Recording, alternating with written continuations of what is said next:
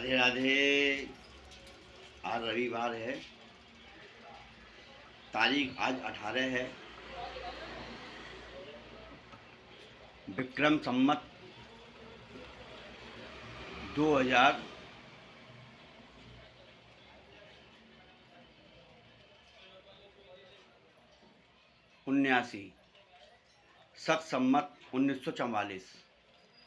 Ion दक्षिणायन, ऋतु हेमंत, मास महीना भूस का, कृष्ण पक्ष, तिथि दशमी,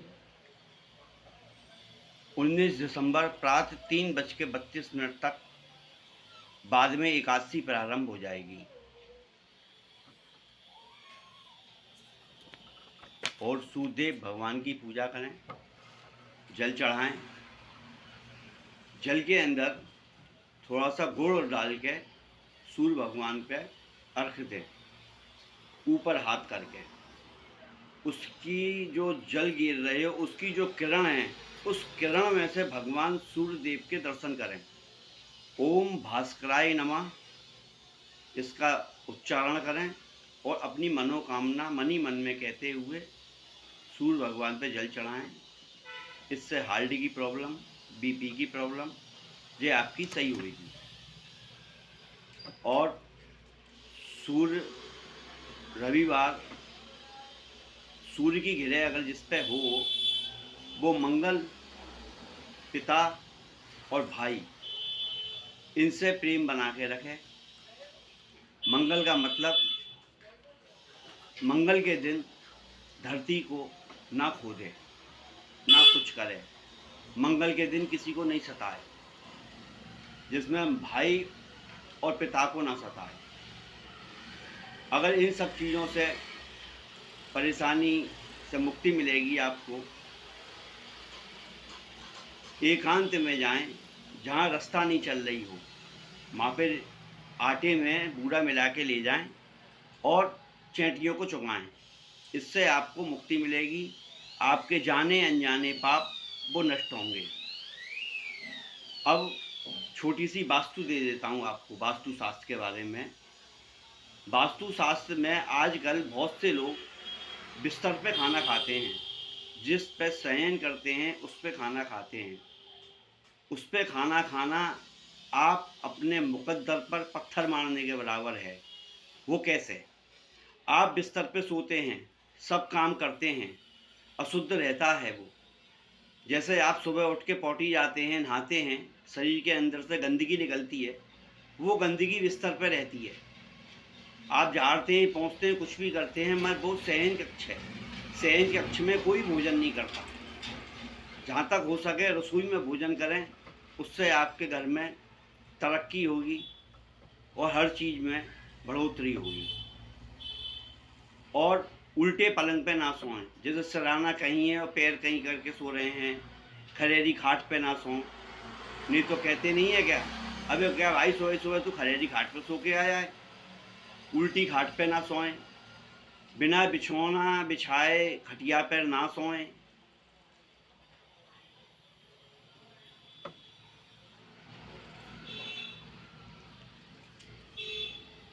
और एक छोटी सी एक टिप्स दे देता हूँ। मैं एक बार खड़ा हुआ था, मंदिर गया था, मंदिर पे मैंने देखा पेड़ पे से पत्ते गिर रहे हैं। फिर मैंने मन में सोचा, एक पत्ते से जवाब लिया। और जब सूख के पत्ते जब वो गिरने लगे,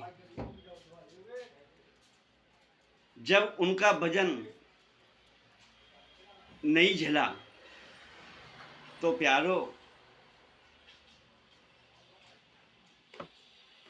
अपने ही होते हैं गिराने वाले। उन पत्तों को किसने गिराया? अपनों ने ही गिराया। इसलिए किसी पे भजन मत बनो, किसी पे बोझ मत बनो, अपना काम स्वयं करो। जो किसी पे बोझ बनोगे। और एक चीज़ और, अगर आप कोई भी हो, कोई चीज़ हो, कोई वस्तु हो, कोई प्राणी हो, आप जब जिससे ज़्यादा ममता जोड़ेंगे, जिससे आप ज़्यादा लगाव लगाएंगे, क्यों लगाव लगाओगे? तो उम्मीद पैदा होगी। उम्मीद पैदा होगी और वो उम्मीद पूरी नहीं हुई तो उससे आपको दुख होगा मन के अंदर। अरे यार, हम तो इसको इतना मान रहे हैं, इतना प्यार कर रहे हैं, और ये हमको ना कुछ नहीं समझ रहे आए। तो ज़्यादा लगाव इंसान को दुखदाई हो जाता है। इसीलिए किसी से ज़्यादा लगाव मत करो। मैंने आपसे एक बात कही थी बहुत यूट्यूब पे ही, क्यों ज़्यादा लगाव दुखदाई होता है। वो कैसे?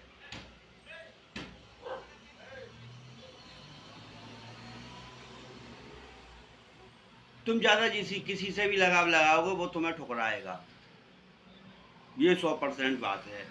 तुम किसी से ज़्यादा मोहब्बत करोगे, ज़्यादा प्यार करोगे, ज़्यादा वो करोगे, वो बिल्कुल ठुकरा देगा। इसीलिए ज़्यादा किसी से मोहब्बत मत करो, अपने राम अपने में मस्त रहो, भगवान का भजन करो, सूर्य नारायण पे जल चढ़ाओ। अगर तुम लोगों पे हो सके बड़ों का आदर सम्मान करो, जो आपको आने वाले समय में वो एक ऐसा बैंक बैलेंस है जो आपको भरपूर मिलेगा। अब आप बैंक में जमा नहीं कराएंगे तो आपको नहीं मिलेगा।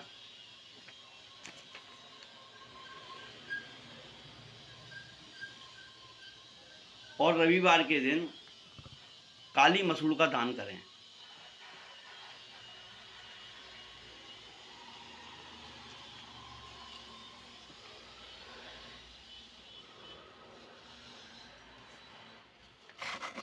अब आपको मैं एक छोटी सी लघु कथा सुना रहा हूँ भगवान नारायण की। जैसे जैसे ये प्रलय होती हैं, जितने जितने मानमंत्र आते हैं, अगर ऐसे ऐसे 100 मानमंत्र हो जाएंगे, जब उसके बाद एक होती है महाप्रलय। उस महाप्रलय में सब नष्ट हो जाता है, सूरज, चंद्रमा, तारे, नक्षत्र, ग्रह, देवी देवता सब नष्ट हो जाते हैं। जब नष्ट हो जाते हैं तो फिर क्या होता है, जो हम शिवलिंग का लिंग रूप पूजते हैं, पिंडी रूप जो पूजते हैं, अंडज आकार जिसे कहते हैं अंडा आकार, भगवान विष्णु उस अंडज रूप में हो जाते हैं। फिर भगवान विष्णु भोले सब उस अंडज रूप में आ जाती है महाशक्ति, सबरी शक्तियाँ सिमट के उस अंडज रूप में आ जाती है। जब भगवान विष्णु जब उसमें शयन करते हैं, जब भगवान विष्णु का देखा होगा कृष्ण का चित्र आप पत्ते पे लेटे हुए, वो पत्ते पे लेटे हुए कब है? जब प्रलय आई थी, महाप्रलय में वो पत्ते पे लेट के अपना समय बिताते हैं, समुद्र में घूमते रहते हैं, चलते तैरते रहते हैं अंडज रूप में। इसमें तो भक्तों ने चित्र बना दिया है, वैसे अंडज रूप में है।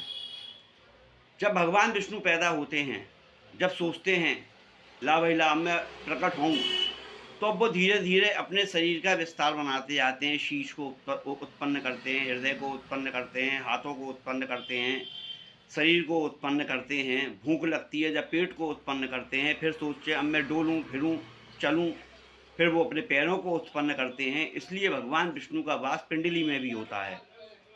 जब ये अपना रूप प्रकट कर लेते हैं तो उसी में ही इनका एक रूप शिव रूप हो जाता है, शिव जी के रूप में। फिर नाभि में से ब्रह्मा जी निकलते हैं। जब ब्रह्मा जी कहते हैं भाई मैं हूँ सबसे बड़ा, शिव जी कहते हैं भाई ये क्या, नारायण कहते हैं नहीं ब्रह्म सबसे बड़े यही हैं, क्योंकि एक दूसरे को सम्मान दिया है इन्होंने। इनसे सीखो एक दूसरे को सम्मान देना, मैं करना मत करो। जब इन्होंने सम्मान एक दूसरे को दिया, ब्रह्मा जी ने झूठ बोल दी, उन्हें भाई पता लगा लो लिंग का कहाँ तक है ये। तो भगवान विष्णु नीचे गए और शिव जी और ब्रह्मा जी ऊपर गए। जब ये ऊपर गए, ऊपर जाके ब्रह्मा जी ने झूठ बोल दी और एक फूल ले आए माथे केतकी का।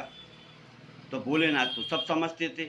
और नीचे पाताल लोक में भगवान विष्णु गए, क्यों एक पाताल लोक में सुतल लोक है, उस सुतल लोक में भगवान विष्णु शयन करते हैं।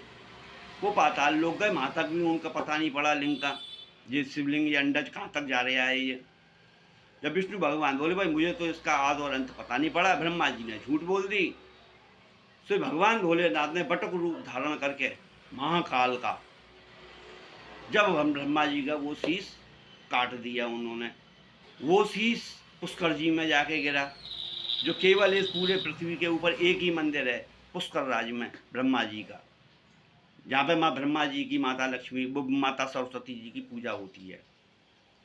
इसमें करने के बाद जब भगवान विष्णु ने लेके, जब धीरे धीरे ब्रह्मा जी ने लेके षष्ठी रची, षष्ठी में उन्होंने पहले यूं ही करके रचते थे, जब भगवान विष्णु ने कही, उनने की ऐसे सृष्टि मत रचो ब्रह्मा जी, ये तो तुमने भूत प्रेत जिंद ये सब रे यूं ही हवा से पैदा कर दिए, उन्हें ऐसी सृष्टि रचो चलने वाली फिरने वाली एक दूसरे से उत्पन्न हो।